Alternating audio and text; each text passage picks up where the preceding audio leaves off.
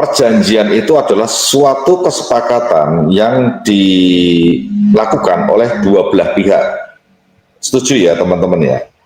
Perjanjian itu adalah suatu kesepakatan yang disetujui oleh kedua belah pihak, di mana kedua belah pihak itu nanti akan saling menggenapi. Ya, ingat-ingat kata-kata saya. Dalam suatu perjanjian itu akan dilakukan penggenapan oleh kedua belah pihak. Jadi misalkan nih, saya dengan Pak Yoel, ya, saya melakukan suatu perjanjian, dan kita sepakat nih ya Pak Yoel. Nah, ketika kita melakukan perjanjian dan kita sepakat, artinya Pak Yoel akan melakukan bagiannya kan, yang menjadi tanggung jawab yang tertera dalam perjanjian itu, betul? Dan saya pun juga akan melakukan hal itu. Masalahnya, perjanjian itu ada batasan waktu atau tidak, kan begitu? Ya, nah perjanjian, kalau perjanjian yang dilakukan oleh manusia itu ada batas waktu. Biasanya ada batas waktu, dan itu rata-rata ada batas waktu. Selesai waktu habis, selesai sudah perjanjian itu dan tidak lagi berlaku, betul? Betul. Mengenai sunat, sunat itu adalah perjanjian kekal yang diberikan Bapak Yahweh kepada Abraham. Ya, saya berikan ilustrasinya begini. Katakanlah saya melakukan perjanjian dengan Pak Yoel, tetapi perjanjian yang harus dilakukan oleh Pak Yoel dan seluruh keturunan Pak Yoel dari sekarang sampai kapanpun harus dilakukan. Itu perjanjian kekalnya begitu. Nah, kalau kita pahami pada saat Bapak Yahweh memberikan perjanjian itu kepada Abraham, Abraham melakukan sunat, betul ya, karena ada perjanjian itu. Waktu Abraham melakukan sunat, apakah Bapak Yahweh sudah menggenapi janjinya? Belum kan? Bahkan Abraham juga belum punya anak waktu itu. Lalu setelah punya anak, Ishak, ya kan? Dan Abraham menyunat anaknya Ishak, bahkan Ismail pun disunat. Apakah Bapak Yahweh sudah menggenapi janjinya? Belum juga. Bahkan sampai keturunan ke-28 sampai Yesua baru Bapak Yahweh menggenapi janjinya. Betul ya?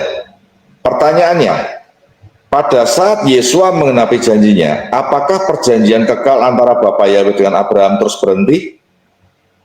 Tidak. Tidak. Nah, kalau tidak, artinya perjanjian itu masih berlaku kan? Bahkan sampai sekarang. Setuju ya Bapak Ibu ya, teman-teman ya? Artinya sunat itu tetap harus dilakukan.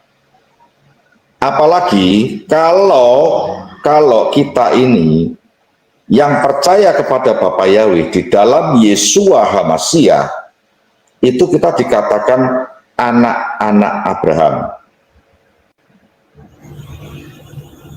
Paham ya Bapak Ibu ya? Mikana nangkep apa yang saya jelaskan ya? Nanti direnungkan aja. Benar nggak penjelasan saya? Ya, perjanjian itu dilakukan oleh kedua belah pihak. Dan pada saat Yesua datang ke dunia untuk menggenapi perjanjian itu, manusia tetap harus melakukan tanggung jawabnya menggenapi perjanjian itu. Nah, mengenai Torah, tadi Billy sempat mengatakan bahwa pertumpahan darah itu sudah digenapi dan tidak berlaku. Betul, memang hanya pertumpahan darah siapa? Darah Yesua, betul kan?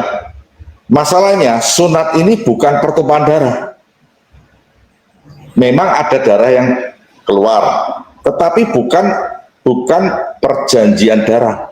Maksudnya persembahan darah. Mungkin bingung teman-teman. Ya, mungkin bingung. Jadi gini, kalau kita bicara tipologi ya, di Yosua pasal 5, di situ tertulis, Bapak Yahweh berfirman kepada Yosua dan Kaleb, untuk menyunat anak laki-lakinya kedua kali. Pertanyaannya, Apakah anak laki-laki bisa disunat 2 kali? Tidak. Nah, kenapa di situ ditulisnya 2 kali? Ternyata teman-teman, di ayat selanjutnya, di situ dijelaskan, waktu anak-anak Israel yang lahir di padang gurun, selama 40 tahun mereka di sana, itu tidak disunat. Coba kita cek, Yosua pasal 5, Mikana. Ya, kita cek. Di sana mereka tidak disunat. Nah, kata kedua kali ini ternyata menunjukkan bahwa sebelum bangsa Israel keluar dari Mesir, mereka disunat dulu. Itulah sunat yang pertama yang dilakukan oleh Mose. Itulah sunat yang pertama. Makanya di situ di Yosua pasal 5 dituliskan, Yosua dan Kaleb menyunat anak laki-laki Israel yang kedua kalinya. Jadi orang-orang yang keluar dari Mesir semuanya mati, termasuk Mose, kecuali Yosua dan Kaleb. Hanya 2 orang yang masuk ke tanah perjanjian yang keluar dari Mesir, ya. Nah, artinya sunat itu tetap berlaku dan harus dilakukan. Mose sendiri, ini ada kasus nih teman-teman.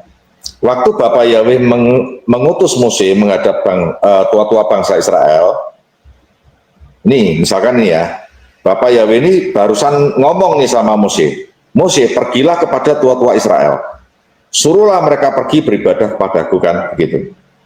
Kenyataannya di tengah perjalanan saat Mose menginap, didatangi lagi oleh Bapak Yahweh, mau diapain? Mau dibun-bun. Kan aneh. Aneh kan? Coba kita renungkan ya, aneh enggak? Saya, misalkan katakanlah saya mengutus Mikana pergi ke tempat Pak Yoel, tetapi saat Mikana di tengah perjalanan, saya cegat lagi Mikana, saya temuin Mikana, saya bun-bun Mikana. Saya termasuk orang aneh ya? Coba jawab. Aneh ya? Nah, itulah yang terjadi pada Mose. Di situ dituliskan bahwa Sipora, istri Mose, melihat bahwa Bapak Yahweh hendak membunuh Mose, makanya dia langsung ambil batu api dan memotong kulit katan anaknya. Lalu kulit katan itu ditempelkan ke kaki Mose dan berkata, engkau adalah pengantin darah bagiku. Lalu apa ternyata tertulis di situ? Bapak Yahweh surut amarahnya, tidak jadi membunuh Mose. Ya, jadi teman-teman, kita renungkan saja. Ya, itu aja dulu Mikana penjelasan saya tentang sunat, singkat ya, secara singkat tentang sunat dan Torah.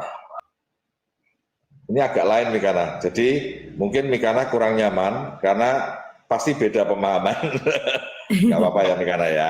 Ya, Nah, nanti kita saling menghargai aja, saling menghargai. Ya, nanti direnungkan. Ya, saling menghargai aja. Apapun pandangan Bang Gamal, ya. Kita semua juga punya dalil, ya. Kembali kepada diri masing-masing. Yang penting kita saling menghargai, nggak cakar-cakaran, nggak membidat-bidatkan seperti Tritunggal. Sesama Tritunggal aja mereka saling gontok-gontokan. Di roomnya Superboy, orang Tritunggal sesama Tritunggal gontok-gontokan. Sesama Tritunggal aja, iya. Sesama Tritunggal aja gontok-gontokan, apalagi di luar Tritunggal, ya. Mereka sesama Tritunggal aja saling membidatkan, apalagi yang tidak percaya Tritunggal, makin mengerikan ucapan mereka. Makanya ketika orang-orang Tritunggal tidak bisa menjawab pertanyaan saya, yang keluar dari mulutnya hanya sumpah serapah. Tapi saya bersyukur, oh terima kasih Bapak. Semakin orang-orang Tritunggal ya apologet Tritunggal ngomongin saya, bidat-bidatin saya percaya bahwa itu akan diubah oleh Bapak Yahweh Yesus Masih menjadi berkat. Oh haleluya, haleluya, haleluya. Jadi kayak gini. Yang penting satu teman-teman, yang penting satu lagi Mikana ya. Jangan sampai lepas kitab Torah ini, jangan sampai kitab Torah lepas dari mulutmu, kata Yosua. Supaya apa?